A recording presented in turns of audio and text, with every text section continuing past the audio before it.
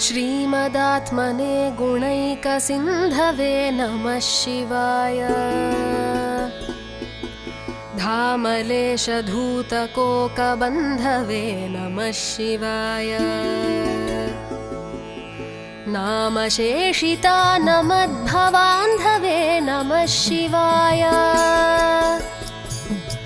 पामरेतरप्रधानबन्धवे नमः शिवाय। कालभीतविप्रबालपालते नमः शिवाय। शूलभिन्नदुष्टदक्षफालते नमः शिवाय। मूलकारणाय कालकालते नमः शिवाय।